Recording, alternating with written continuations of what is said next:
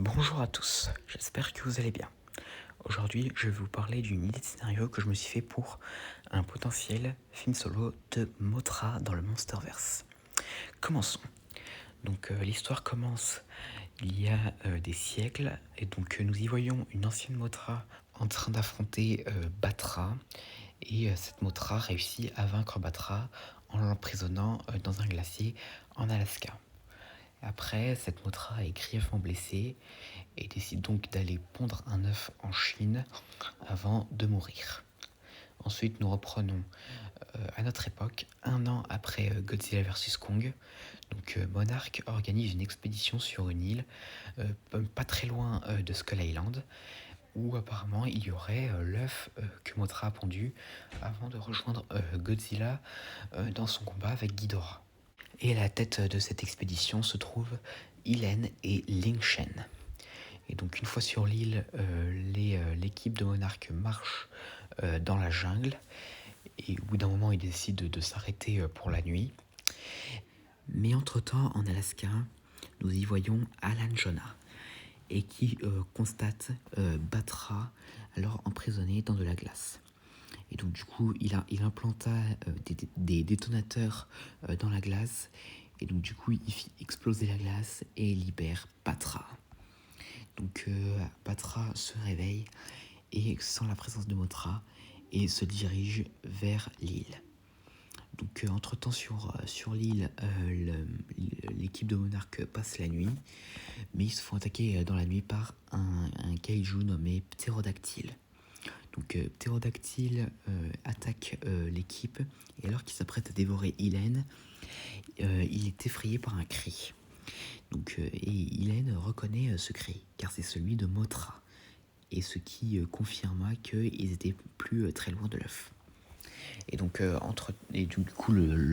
lendemain, ils découvrent l'œuf, et ils arrivent pile à l'heure pour l'éclosion de l'œuf, laissant apparaître une nouvelle Mothra, Mothra Léo.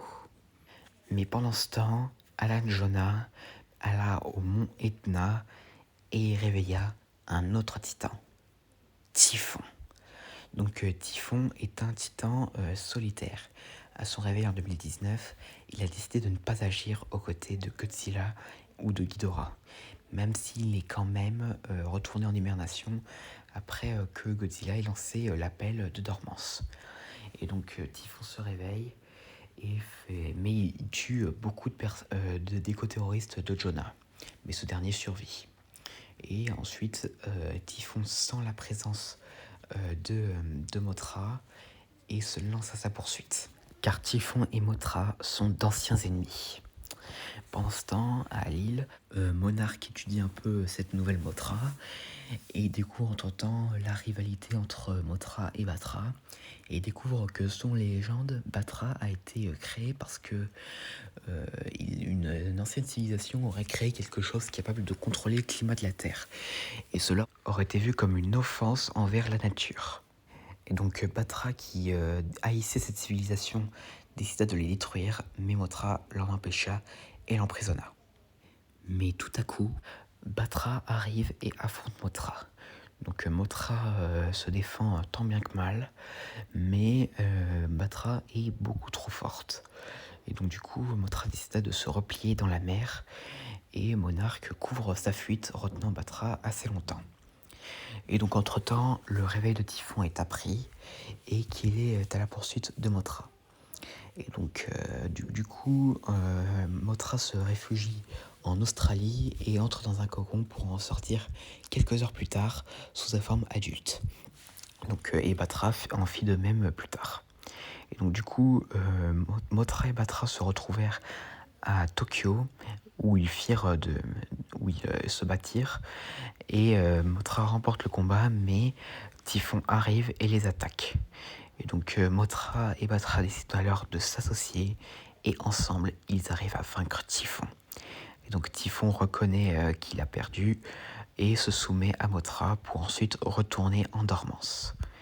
Et Batra de son côté, pour se punir un peu de ses erreurs passées, décide donc de partir dans la terre creuse pour ne plus remonter à la surface. sera victorieuse, partie vers le coucher de soleil. Et dans une scène post-crédit, Elaine Chen se demande comment Typhon a pu se réveiller. Et un scientifique japonais qui a inspecté les lieux de son réveil lui annonce que c'est Alan Jonah le responsable, indiquant qu'il a refait surface après avoir disparu pendant des années.